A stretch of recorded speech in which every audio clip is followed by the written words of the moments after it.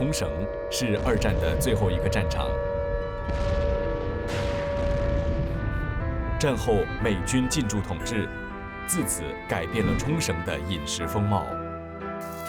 その時生まれた沖縄料理は、その当時本当に貴重で大事なものだったと思います。时至今日，冲绳许多食物都可以看到美式文化的影子。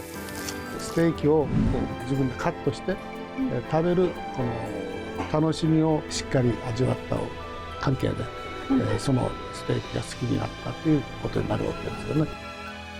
原来塔可饭是长这个样子，是有点像中西合并。美军带来的午餐肉更是颠覆了冲绳孕育数百年的传统琉球料理。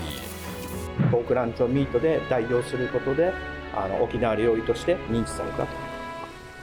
冲绳的战地食谱将会唤醒哪些战争记忆呢？アメリカ兵はこの空っぽの銃をババババーっとでお父さんそのまま帰ってこない。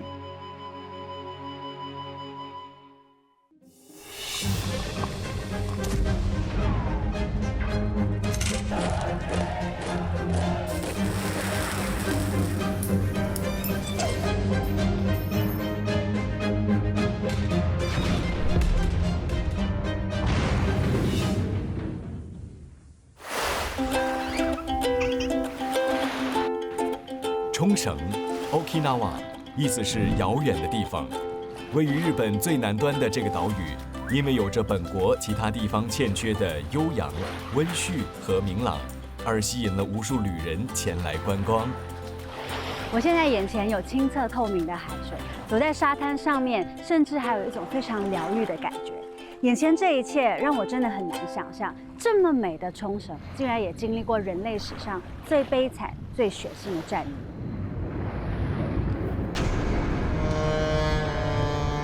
冲绳离日本本岛640多公里，2战时被美军看中，要利用它来攻打日本，终止战争。1945年3月，战争即将结束，美国军队这时登陆冲绳，爆发2战最后一场，称为钢铁风暴的战役。82天，打得惊天动地，死亡人数超过20万。其中一半更是被日军命令集体自杀的冲绳百姓。冲绳遭此重创，从此摆脱不了美国人。美军战后接管冲绳，并建立空军基地作为区域军事据点。大批美军、家眷和各种美国货也随之进入到冲绳岛民的生活里。冲绳人接纳了美国文化。然而到今天，美军基地占用的地方，绝大多数都没有回到当地人手中。冲绳依然处处彰显它的殖民地身世。虽然回归日本已经50年，岛上当前的潮流饮食俨然是西餐，牛排餐厅更是遍布全岛。走在冲绳的街头，我真的发现有很多的牛排餐厅，而且是超乎我想象的多。到底是为什么牛排餐厅会在战后的冲绳遍地开花呢？而在这里的牛排到底有什么特色，会让当地的冲绳人这么喜欢呢？走进这家开业45年的牛排馆，映入眼帘的霓虹灯管和红色高背椅，散发着浓浓的复古美式风。我今天点的这个套餐呢，它看起来就是非常传统的美式，就是有一个蘑菇汤，有面包，有沙拉，有汽水。然后我点的这一份牛排呢，它其实是当初他们家开店的时候最经典的口味。店家是推荐说我们要点3分熟，也就是 medium rare。哇，它的香气！我切下去的时候，其实可以感觉得到它的肉质是非常嫩的，哦，而且放在铁板上面也非常的香。咬下去的口感呢，是吃得出它是非常鲜嫩的牛肉。那它虽然都是瘦肉，但是你又不会觉得很干，它吃起来就是有嚼劲，然后有很香的油脂的味道。洋里洋气的牛排其实蕴含日本的灵魂。因为店家主要使用冲绳以及日本其他地区所饲养的本土牛只，日本牛的肉大体上油花细密，肉质软嫩，是传统畜牧业不断改良的结果，正好用美国饮食来展现极致美味。冲绳人就是这样，会设法将战后的外来饮食本土化。点套餐又不想吃面包，可选择吃米饭。美国的酱料太酸，店家就特制一款 S1 酱，以各种水果中和番茄的酸味儿，吃起来酸酸甜甜，更适合冲绳人的口味。我大概可以明白为什么这里的牛排这么受欢迎了，因为其实这整个套餐这个牛排来说，换算得来其实只是20块新币。以这里的肉质来说，我觉得它远远的超出了新币20块可以提供的这个价值。冲绳人很愿意照顾自己人，牛排馆几十年来都是以平民价格卖牛排，似乎有一种与民共苦、关照乡民的情谊。因为成长于美军占领时期的金城康次确实有这份心意。年轻时，他从美国朋友那里学会煎牛排，将父亲经营的俱乐部改为牛排馆。战火摧毁了传统的经济活动，很多人只好去赚美国人的钱。父亲也跟美国大兵打交道。その頃はやはり、経済がアメリカと沖縄じゃ全然違うもんで、米軍相手の商売でお酒を売ったり、そういうことをして、まだ儲けられたんですけど。在那个百废待兴的年代，很多人正是依赖美军带来的生意，才得以重新站起来。庞大的美军为餐饮业带来了商机，但当时军方定下了严格的标准，只有符合条件才能获得营业许可证 A 字牌。如今店内还特别挂上了复刻的许可证。冲绳回归日本后，部分美军撤走，父亲的俱乐部生意锐减。当时牛排料理正流行起来，金城康次于是决定转型。コースが一番いいだろうということで、自分もステーキが好きなもんで、沖縄でステーキが普通に沖縄の人が食べられるというような値段であったということが、まず沖縄の人がステーキを食べるようになったと。牛排的出现完全颠覆了冲绳人的饮食习惯。以前大家更常吃的是猪肉，而且是煮成猪肉汤。牛肉的料理方式却截然不同。冲绳人当初会爱上牛肉，还因为他们发现美国人吃牛肉用餐的乐趣前所未有。ステーキを自分でカットして、食べるこの楽しみをしっかり味わった関係で、そのステーキが好きになったということになるわけですよね。战后的日子原本应该是苦哈哈的，反而因为好吃的牛排被引入，大家竟然有了一种奇异的富足感。可见美国人长久留在冲绳，早已推进了两种文化融合，双方的关系不再是敌人或朋友那么简单。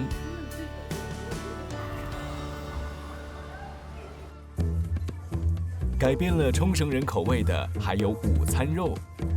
美国部队人员众多，到哪儿都得携带军粮，他们用罐头午餐肉来补充蛋白质。战后，部队将库存过剩的罐头派发给世界各地的盟军和百姓。就这样，美军吃腻的罐头成了冲绳百姓珍而重之的肉品。冲绳人甚至想出了不同的吃法，衍生出充满在地特色的午餐肉料理，比如搭配饭团。所以它看起来跟三文治有一点像。又比如以午餐肉代替猪肉烹煮传统琉球料理。它真的非常好下饭。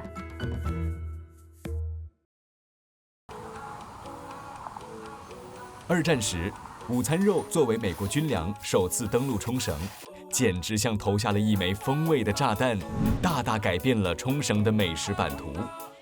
午餐肉摇身变为冲绳的重要文化代表，即使它跟随着枪炮一起到来，也不改人们对它的喜爱。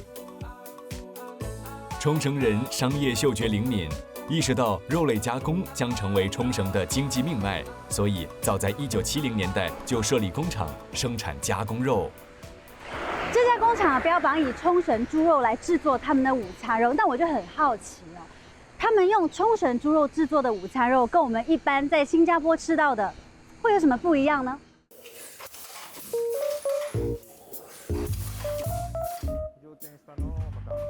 沖縄の地元の原料を地元のもので沖縄産のポークランチョンミートを作りたいという強い思いがあったので、沖縄の食文化の基本である地産地消という考え方で、作りました、製造しました。相较于进口货，本土午餐肉原料更新鲜，还特别降低了盐分，好跟其他的在地食材搭配烹煮。这个午餐肉的制作过程比我想象中的更加简单一点，就基本上从肉酱然后到包装完成，应该是少过1分钟的时间就可以了。而且包装出来的成品跟我想象中的有点不太一样，看起来就是很方便使用。你基本上呢这样子拿去加热，然后撕开就可以吃了，非常适合一个人的分量。工厂每天生产3到5千盒的午餐肉，每年累积产量约60-70万盒。冲绳人每年可以消耗720万盒午餐肉，平均每人每周会吃掉1盒以上。在冲绳，这是家家户户常备的干粮，而且每个人都会有自己家传的午餐肉食谱。豚肉文化のやっぱりもともと豚肉文化だった沖縄のやっぱり料理とマッチして、県民にはやっぱり欠かせない食材となったっていうのがあります。在岛上，午餐肉也同样被称作猪肉。午餐肉早就成了猪肉替代品，融入了许多在地的家常料理之中。这道午餐肉蛋饭团就被誉为冲绳的灵魂食物。大体中火ぐらいでいいですかね。午餐肉蛋饭团制作简单，是冲绳人的人气早餐。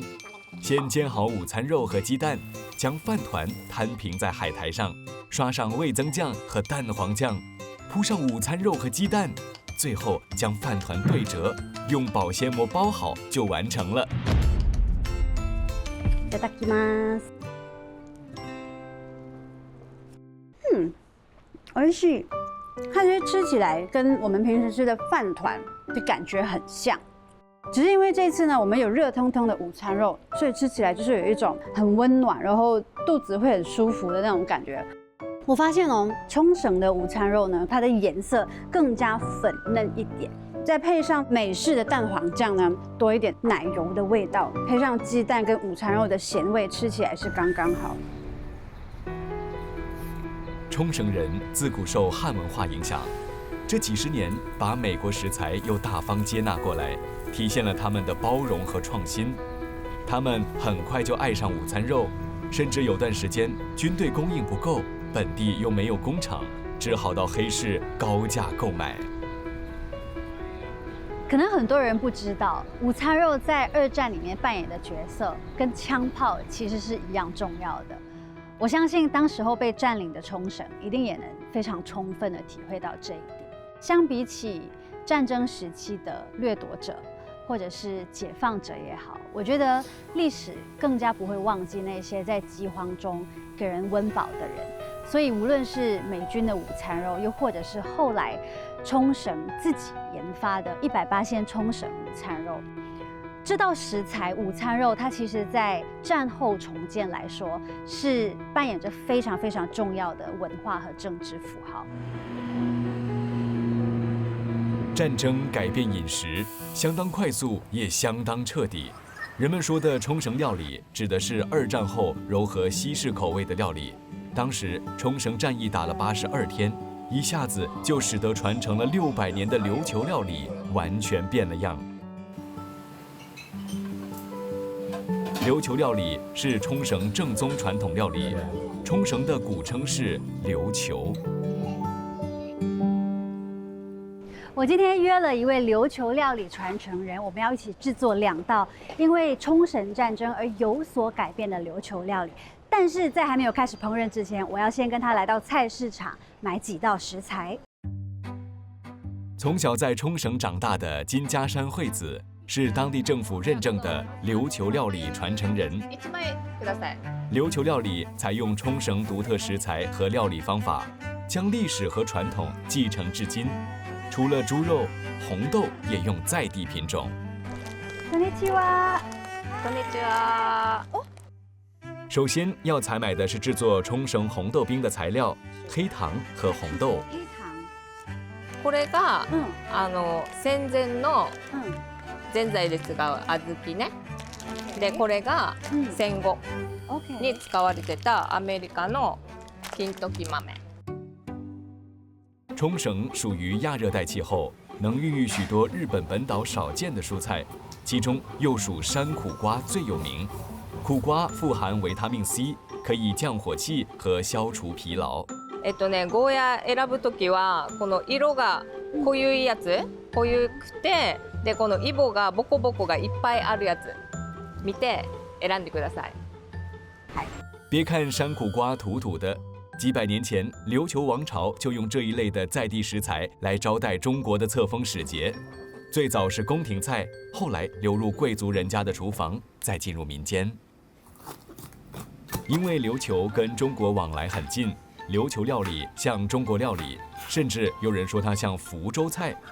人们不太喜欢生吃，更倾向于热炒、炖煮和油炸，也讲究药食同源。还有喜欢用动物脂肪来增香，也是琉球料理的一个特点。够细吗？什锦炒在当地方言叫做 champuru， 意思是将不同的食材混合翻炒。常见材料包括蔬菜、豆腐和鸡蛋，而最受欢迎的就是山苦瓜什锦炒。午餐肉的出现，让这道家常菜有了战前、战后2个版本。いただきます。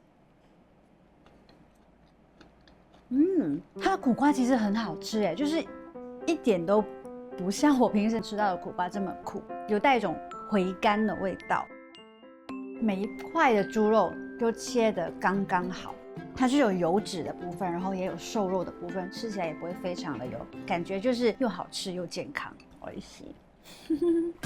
战后以午餐肉取代猪肉，又是什么味道？它真的会非常好下饭。我觉得如果这样子吃一点，我应该可以吃1到2碗饭。那其实也就很好的反映出了为什么战后用午餐肉来炒苦瓜。好，那我们接下来呢，就是要吃这个战后的红豆 Okinawa Zenzai。他们现在的吃法呢，其实就是要把冰沙铺在上面。战后食材匮乏，要吃碗红豆汤都不容易。相传有位老奶奶在小吃店尝到了红豆料理，觉得奇怪，后来发现红豆是美国的，又大又便宜，广为传开。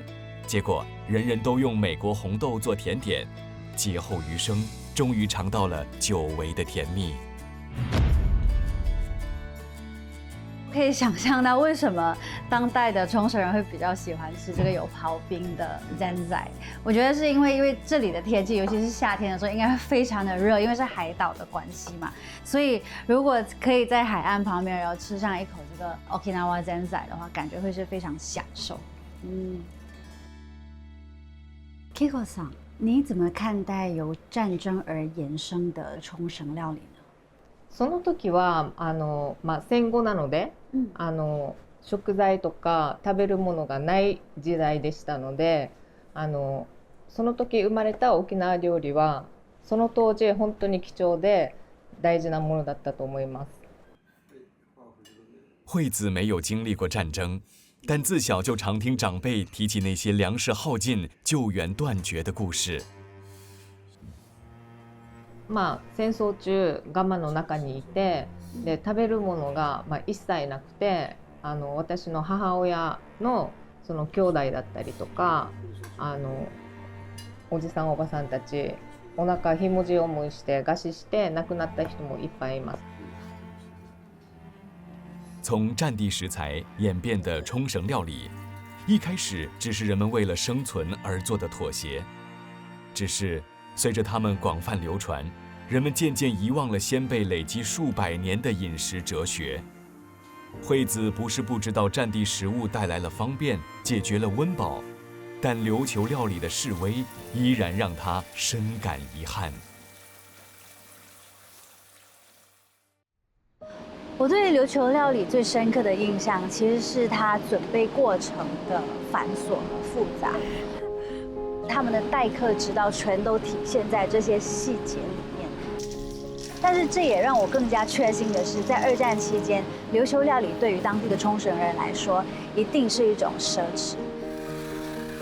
看着琉球料理慢慢演化成冲绳料理的过程，其实真的可以感受得到文化和战争对峙的张力。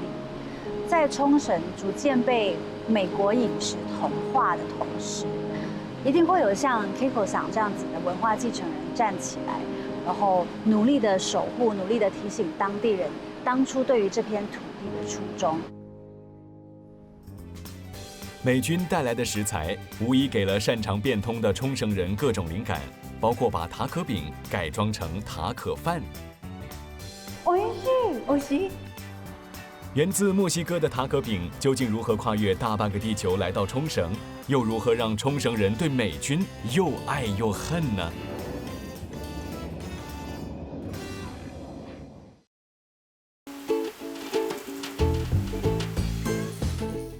今天，西餐成了旅客到访冲绳的必吃美食，当地塔可饼的店铺就经常出现人龙。塔可饼是墨西哥小吃，随着墨西哥移民进入美国，更成了军中小吃。这个就是在冲绳卖的塔可饼。那我看到的，它其实比我们一般看到的更加长、更加大一点，而且我们平时吃的话，那个饼皮是软的。那这里的话呢，它的饼皮是脆的，是硬的，然后里面有芝士、有菜，然后有番茄，还有我们很熟悉的salsa酱。它里面其实还有我们看不到的这个肉酱，它的肉酱的口感会稍微比较重一点点，但是还是蛮好吃的。塔可饼一般以小麦粉或玉米粉做饼皮，包上肉馅、蔬菜等，再卷成 U 字形食用。其中一道非常著名的冲绳料理呢，叫做塔可饭，据说是由塔可饼演变而成。究竟这个塔可饭到底是怎么样的一道料理呢？美国食物在冲绳历久不衰，最重要的原因其实是因为美军从未离开。直到今天，冲绳常驻美军仍有2万人，占了驻日美军70%之多。军机的噪音污染、美军犯罪事件早就令岛民烦不胜烦，有些人强烈要求美国撤军。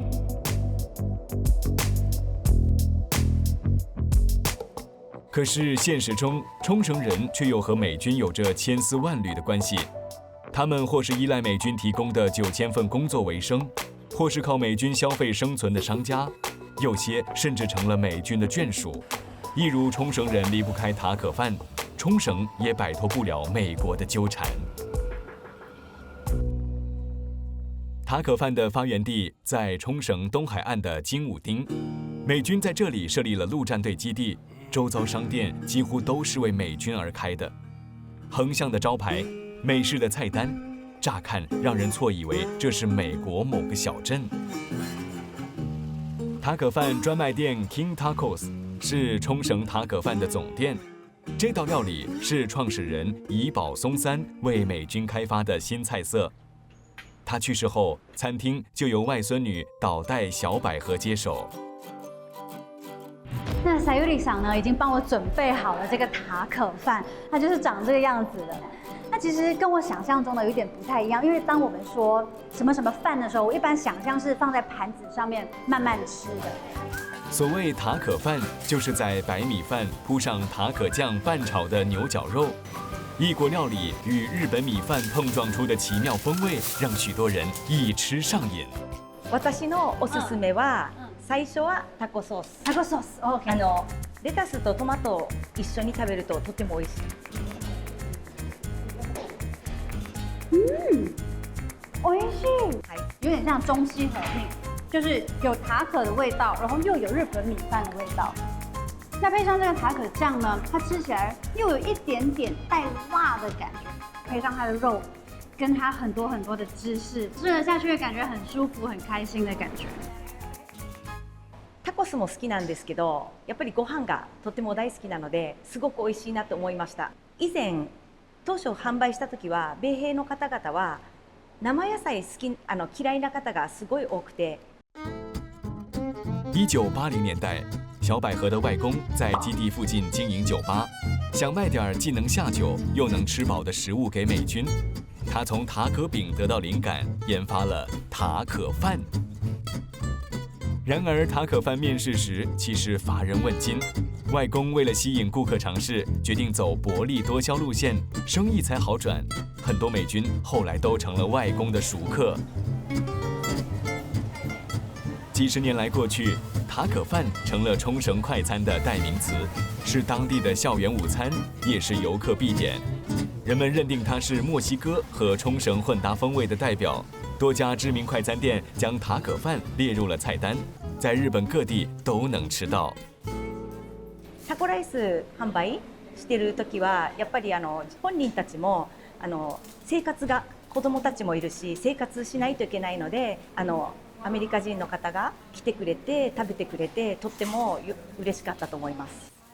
戦争ありましたけどやっぱり一人一人は同じ人間で分かり合えるっていうことは多分もう気づいてたんだと思います。小百合听说过，在炮火烧毁民居、人民饥寒交迫之际，是美军把他们带回基地，给他们食物和茶水。他开始明白，在战场上面对面作战的两方，其实根本没有仇恨，不管军人或百姓，都只是战争的牺牲者。やっぱりお互いを助ける気持ち、戦争終わったらやっぱり仲良く助け合うっていうのはとてもいいことかなって思います。我觉得塔可饭这道料理很完美的体现了这70年来冲绳人顽强的适应能力。这个系列去过很多国家，也访问过很多人，听过很多故事。有的时候难免会对在战争里面看到的人性贪婪的一面，觉得人性实在是让人很失望。可是当我听到Sayuriさん口中说出，其实军人也是不想打仗的，他们来到这个地方也只是为了工作。那在战后，他们也互相照应，一起重建冲绳这个地方的时候，我觉得我心里好像能够稍稍体会，其实当地人非常复杂然后又矛盾的心情。美国兵和冲绳人共处多年，甚至建立长远关系，在冲绳战役爆发时没法想象。毕竟他们初次见面就血流成河。冲绳是日本在2战中唯一经历过陆地战争的地方。1945年4月开始，炸弹像雨点落在机场、田地、民宅。美军要拿下冲绳，从这里全面进攻日本。日本则要死守着最后防线，战情激烈。明媚海岛化身人间炼狱，很多人被迫躲进洞穴藏身。冲绳岛上有超过2000个钟乳洞，洞穴通常位于地底，周围有丛林包围，不容易发现。隐秘的洞穴因此成了日军的基地和野战医院，也是人民的避难所。这里的入口处看下去，其实也是非常的暗，然后非常的深。当初避难的洞穴，而今已作为战争遗迹开放参观，包括这个位于南部城市玉城的塔尔洞穴。这里洞深大约250公尺，里头又窄又暗，访客必须以头灯照明。出入都非常的困难，你必须要把身子卷在一起，然后才可以经过这个洞穴。我大概是160公分，然后洞穴的入口处的顶端刚刚好就是到我的头顶。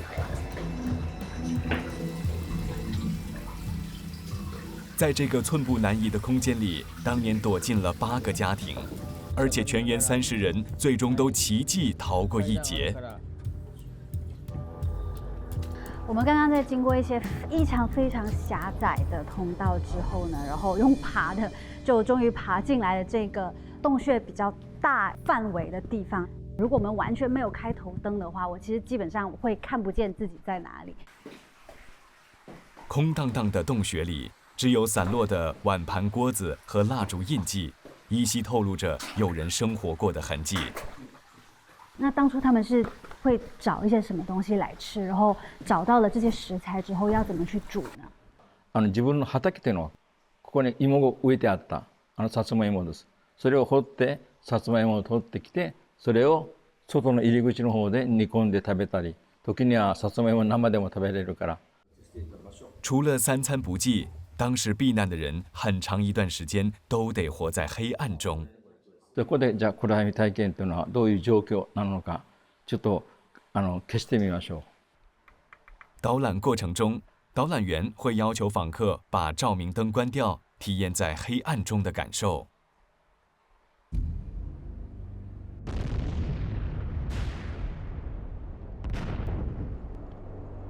哇，我现在其实整个人都在起鸡皮疙瘩。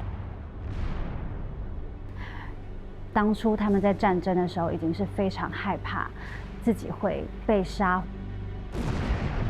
然后还要继续在这样子的黑暗中里面生活。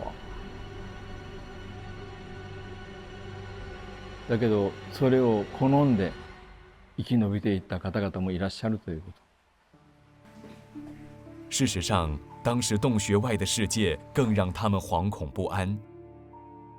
冲绳战役中最叫人发指的是日军不断怂恿人民自杀，以免遭美军俘虏虐待，甚至不惜屠杀同胞，以致百姓的殉葬人数几乎比美军炮火打死的还多。日本兵告诉冲绳人，死好过苟且偷生。好些幸存者一直活在自责当中，仿佛没有自杀是一件羞愧的事。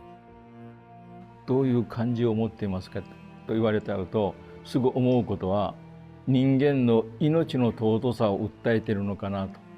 もう死んじゃったら終わりだから、戦争でね、あれだけの残酷さの繰り返ししてきたもんだから、そこに対してだからそういう中で生きることが一番大切なんだと。人間の最終的な目的は幸福だと思ってますので。参观完这个战争的遗迹，对我来说，其实感触真的蛮深的。其实有很多生还者说，虽然这片黑暗很可怕，但是就是这一片黑暗拯救了他们，让他们活了下来。也许真正的黑暗并不是洞穴里面的黑暗，而是在这场战争中人性的黑暗，人心的贪婪，人性掠夺的黑暗。这是让我最有感触的。战情最惨烈的时候，老百姓纷纷躲进洞穴和树林。在那3个月间，他们是吃什么活命的呢？夜になると敵が来ない間に魚を取ってつわぶきを湯がいて、それともう食べるのそれぐらいですね。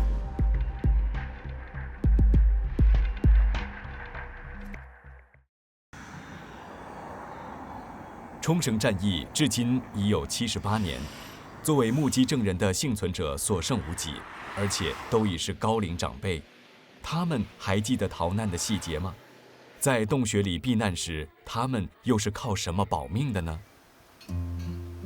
？88岁的杜具之玲子从来没有忘记过这一切。当年10岁的她跟着家人逃到冲绳的离岛古宇利岛附近的洞穴，在那里唯一能果腹的就是海产。夜になると、敵が来ない間に海で、スルルワーといって寄ってくる魚を取って。冲绳的沙丁鱼的体积较小，属于季节性海产，只有成群出现的时候才能吃到。这道救命料理，玲子奶奶依然很常吃。烹煮方法很简单，沙丁鱼用沸水煮熟后淋上橘子汁就可以了。匂いを消してくれる、酸味を出してくれる、コンビネーションがいい。はい。这特产的橘子也叫冲绳香柠，偏酸带甜。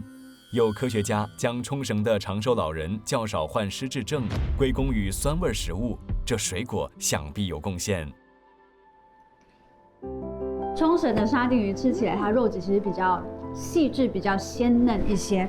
他们这里的吉子其实带甜。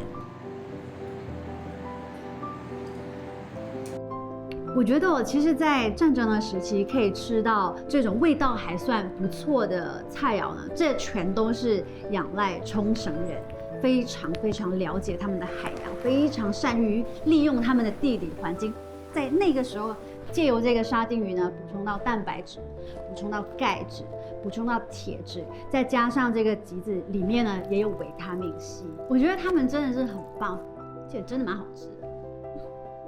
战火焦灼之时，沙丁鱼并非每天吃得到，洞穴也不能作为固定的避难所，更多时候他只能跟着家人四处逃命，时刻都活在恐惧中。住民を目的じゃないので、その中に日本兵が奥の方に隠れていた。その日本兵を目的に、アメリカ兵はこの空っぽの銃をババババーっとで、みんなの若い子供たちあるいはおばあたちはフォローして、奥に隠れて日本兵が見つかるか見つからないかの危機を感じた子供ながらにね、そういう覚えがあります。幸存下来的玲子奶奶婚后生了6个孩子，为了生计，她开了家餐厅，一切总算苦尽甘来。昔の苦しかった貧しかったその生き方がすごい宝物になっている。听说在距离玲子奶奶家不远的地区，还有另一位幸存的奶奶。92岁的全川俊子出生于福冈，5岁搬到冲绳，14岁就遇上了战争。战争时，他和家人躲进了深山，身上带着白米煮稀粥，终究还是吃完了。所幸有一种叫做石鹿的植物长得漫山遍野，一家人才得以熬过来。こっちにもありますよ。取ってきてごらん。好，つわぶき。那里。原来石鹿是长这个样子的，我还真的是从来没有见过。石鹿是冲绳常见的菊科植物，适应能力很强，喜欢生长在湿润和半阴的环境。こうしてスーッと取れないときはこんな感じ。石鹿可食用的部分是茎干，只要把皮拔掉，用水煮沸就可以。当初在深山野地里，既没有锅具，也没有调料，只求将食物煮熟下咽，熬过饥饿。比我想象中的好吃哎，因为它就是有一种像我们平时在吃菜的时候的一种青菜甘甜的味道。美味しい。美味しい。在我吃了几根这个石鹿之后呢，现在嘴巴里面其实会泛着一种苦涩的味道。如果每一天都要吃着这个石鹿的话，其实是蛮乏味的，就是只是可以让大家填腹的一种食材。而今物资丰裕，现代人已经很少吃石鹿。全川奶奶家的院子种了石鹿，却不是为了食用。私の命をつないでくれたものだからね。私のそういう思いが少しあります。それでつはぶきってね、大事にしてます。战时赖以活下来的是一颗颗的石鹿，战后疗愈他心理创伤的，则是一杯杯的茶。奶奶后来成了茶道导师，在茶道中找到了内心的平静。寻找平静，有如学茶道，终究不是那么简单。二度とね、戦争してはいけない。つくづくそう思いますね。当年，他的父亲被迫从军，怀孕的母亲独自带着8个孩子逃到了树林里。他们活了下来，但父亲却没有回家。子女们后来到海边去，父亲最后一次被看到是在那里。もうお父さん探しきれない。もういや燃えないからね、そこから石を3個拾って、お父さん魂この石についてきてくださいねって言ってね、お父さんついてきてください。もうどうしてもお父さん連れて帰れない。もう探しきれない。そして今ね、お墓の中に亀の中にこの石を3個入れてあります。でお父さんそのまま帰ってこない。由始至终，奶奶都平静得叫人心疼。这份生命中不可承受的重量，透过了翻译员的转述，深深刺痛了现场的每个人。有好几次，我们几乎不忍心再让奶奶说下去。こんな簡単には出てこないね。もうね、もうなんか言い尽くせないぐらい。对不起，我们让你想起这么不好的回忆，但是我觉得从刚刚到现在，我在你的身上真的是学习到很多。これからお若い子たちは平和のために頑張ってくださいね。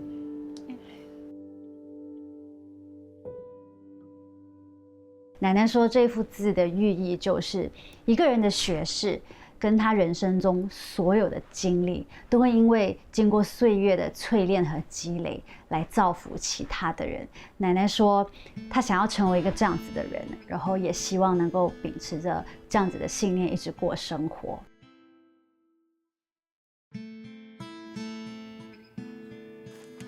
带着失去父亲的伤痛，外表温柔婉约的全川奶奶，以内心无比的坚韧活到了今天。只是父亲的缺席始终是她心中的一根刺，她甚至连一张父亲的照片都没有。记忆中的父亲永远停在了他走上战场前的那个模样。